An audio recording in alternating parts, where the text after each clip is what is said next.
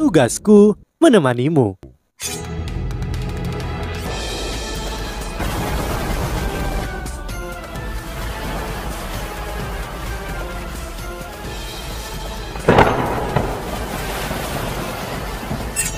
Hai sahabat Pasuk, kembali lagi bersama alur cerita versi novel Solen 2 Sekte Tang yang tak tertandingi. Jangan lupa like, subscribe, dan nyalakan tanda lonceng. Mari kita lanjutkan.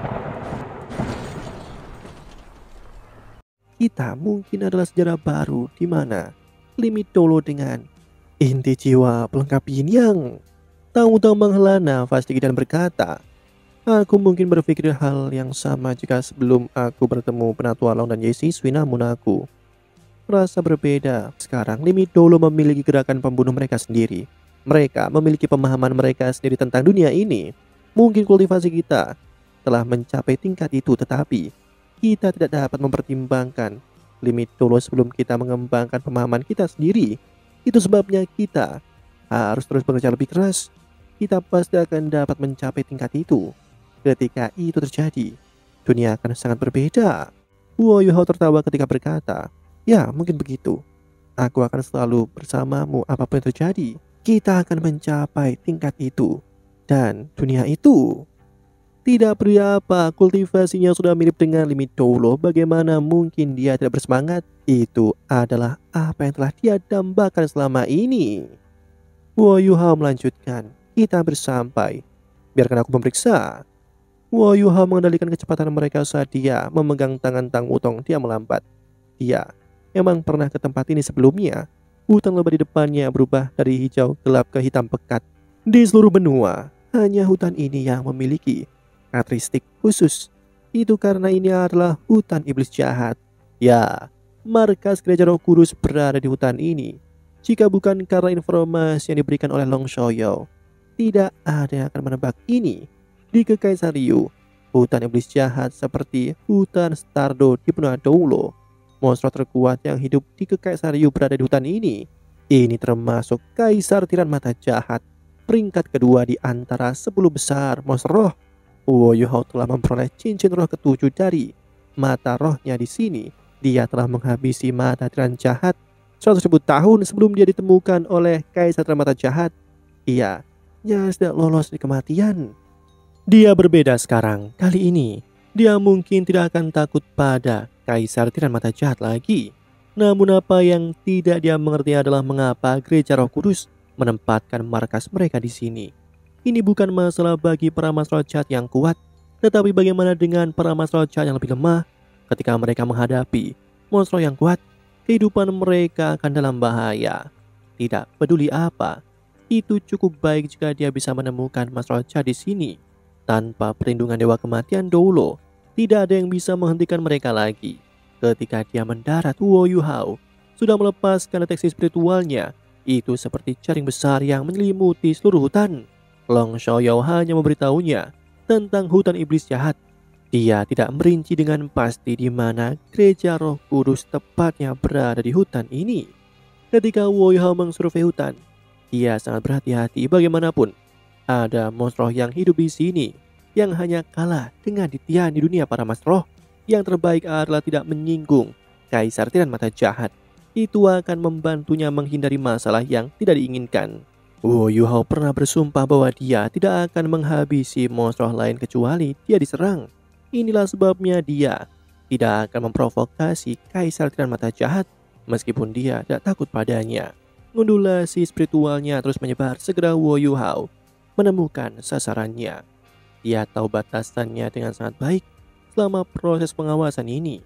Karena markas gereja Roh Kudus berada di hutan ini, mereka akan membutuhkan sumber daya. Selanjutnya, kota bercahaya adalah inti dari Kekaisaran Ryu. Inilah mengapa markas mereka harus lebih dekat dengan kota bercahaya jika berada di hutan ini.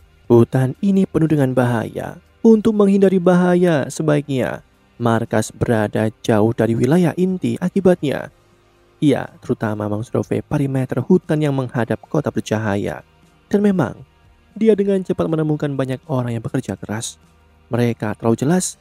Mereka memindahkan terlalu banyak sumber daya, menumpuknya di sebidang tanah kosong. Setelah itu, Sumber daya ini dimasukkan ke dalam alat jiwa tipe penyimpanan spasial oleh orang-orang khusus. Tidak diketahui berapa banyak alat jiwa tipe penyimpanan yang mereka miliki. Setelah sepetak tanah kosong terisi penuh, sumber daya dengan cepat disingkirkan. Setelah itu, mereka mulai memindahkan sumber daya sekali lagi. Tebakan pertama Huo Yuhao adalah bahwa markas itu berada di bawah tanah. Ini karena semua sumber daya dipindahkan dari bawah tanah. Dia memindahkan deteksi spiritualnya ke bawah.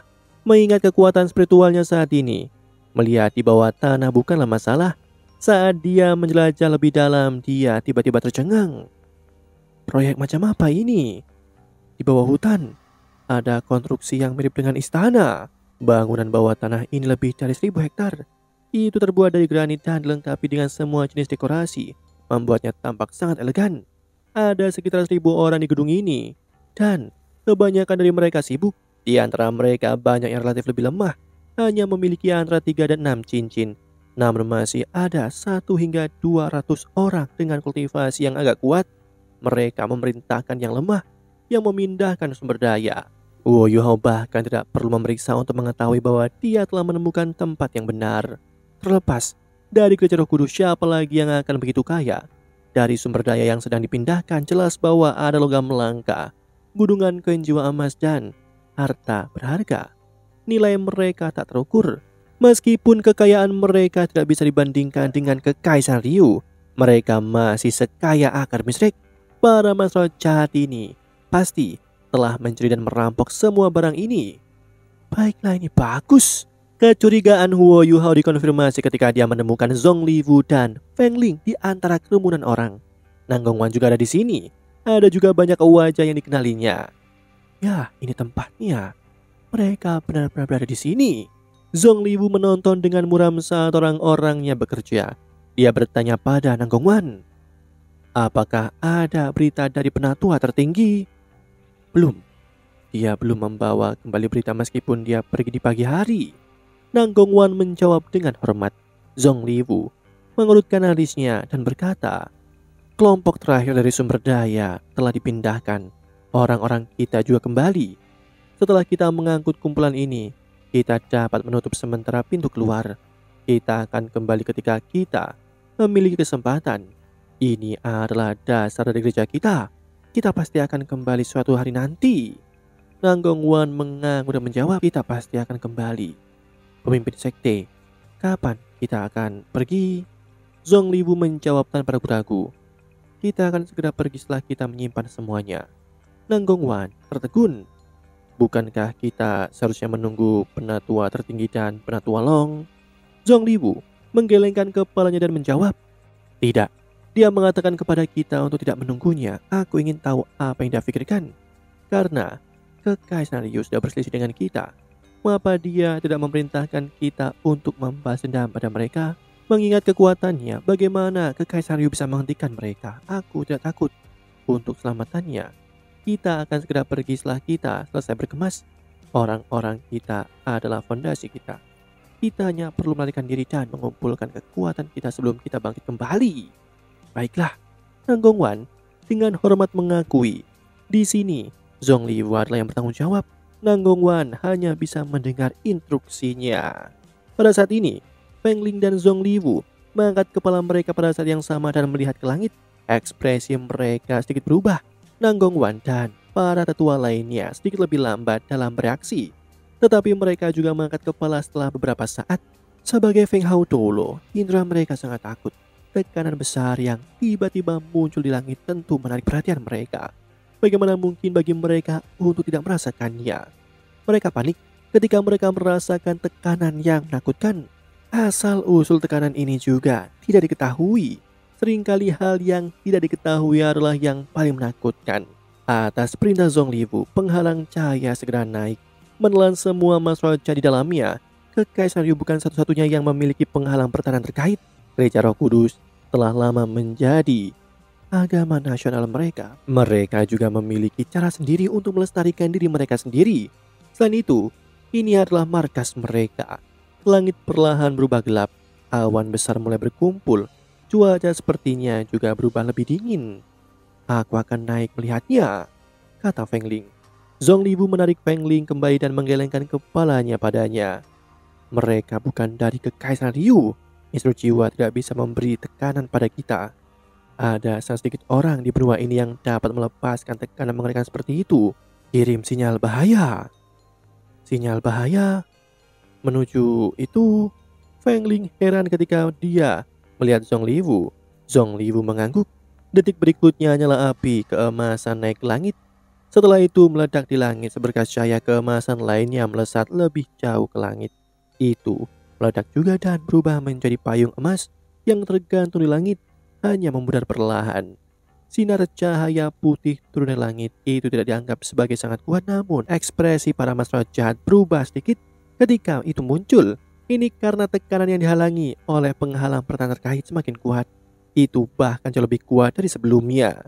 Sebuah penghalang pertahanan yang terhubung bahkan bisa menghentikan cahaya putih itu sudah ditembus. Cahaya putih menerpa. Zongliwu adalah orang pertama yang mundur. Dia melarikan diri jauh. Perbedaan antara Gereja Roh Kudus dan Akademi Streka adalah bahwa setiap orang di Gereja Roh Kudus hanya memikirkan keselamatan mereka sendiri ketika ada bahaya. Mereka tidak memikirkan orang lain. Bom terdengar pada saat ini seolah-olah tanah telah terkoyak. Ledakan yang mengerikan menyebabkan langit berubah warna. Ini adalah peluru meriam jiwa stasioner kelas 9 khusus Sekte Tang, Tai Ah. Di masa lalu Woyohao pernah menggunakannya untuk menembus penghalang pelindung di istana Kekaisaran Ryu. Bagaimana mungkin pelindung pertahanan dari Gereja Roh Kudus bisa menghentikannya sekarang? Setelah penghalang ditembus, itu tidak segera runtuh. Ledakan besar terjadi di wilayah penghalang pelindung. Bahkan Feng Hao dulu pun harus takut dengan peluru meriam jiwa stasiun kelas 9. Itu adalah senjata paling mahal di dunia. Itu adalah alasan penting mengapa seorang instruktur jiwa bisa lebih kuat dari seorang master roh. Ledakan itu berlangsung lebih dari 10 detik sebelum perlahan-lahan menghilang ketika Zongliwu merangkak dari tanah. Yang dia lihat hanyalah tanah yang hancur karena ledakan yang menghancurkan itu. Itu sangat mengerikan. Banyak logam langka telah dicairkan dan banyak sumber daya telah diuapkan. Apa yang paling menyakitkannya adalah bahwa banyak para master jahat tingkat bawah hingga menengah telah menghilang tanpa jejak. Tidak ada kemungkinan lain. Mengingat besarnya serangan yang menghancurkan ini, mereka pasti telah tewas. Siapa ini? Siapa yang mampu menemukan tempat misterius ini dan menggunakan peluru stasioner di atasnya tanpa ragu-ragu? Kekaisaran Ryu. Itu pasti Sutianran. Zongliwu sudah menjadi hijau pucat. Dia menyesal tidak mendengarkan ibunya dan mengevakuasi para master jahat tingkat bawah ke menengah terlebih dahulu. Untuk menghemat waktu, ia membuat mereka semua mengeluarkan sumber dayanya. Tidak seorang pun dengan cincin roh kurang dari 7 yang bisa selamat dari ledakan ini. Bahkan mereka yang memiliki 7 cincin roh atau lebih membutuhkan bantuan bawah sadar dari para Feng Hao dulu jahat untuk bertahan hidup. Pertahanan Gereja Roh Kudus biasanya tidak terlalu longgar, namun mereka telah membongkar banyak pertahanan mereka karena harus memindahkan sumber dayanya. Siapa yang mengira seseorang akan menyerang pada saat yang tepat? Bukankah ibu pergi ke kota bercahaya? Bagaimana mungkin Kekaisaran Ryu bisa menyerang tempat ini selanjutnya? Bagaimana mereka tahu kita ada di sini? Tempat itu masih terbakar. Penghalang jiwa pelindung benar-benar dihancurkan. Wilayah yang diledakkan juga benar-benar hangus. Kurang dari 100 master jahat telah selamat dari ledakan ini. Alat jiwa. Ini adalah kekuatan alat jiwa. Lebih mengerikan lagi, ledakan besar itu telah menghancurkan masa depan dari Gereja Roh Kudus. Zongliwu mengertakkan giginya dan matanya memerah. Namun setelah itu, ia merasakan suhu pembakaran aslinya menghilang. Apa yang menggantikannya adalah sangat dingin. Itu salju. Kepingan salju jatuh dari langit. Kepingan salju yang menari, menyerupai bulu penguin.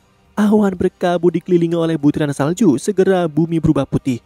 Bahkan wilayah yang hangus segera tertutup oleh salju. Suhu residu tanah tampaknya tidak berguna melawan kepingan salju ini. Kepingan salju bahkan tidak meleleh. Woyohao melayang di udara seperti penguasa yang menguasai dunianya. Demikianlah kisah untuk kali ini. Sahabat Pasuk, jangan sedih, jangan bimbang, apalagi galau. Karena aku kan selalu menemanimu.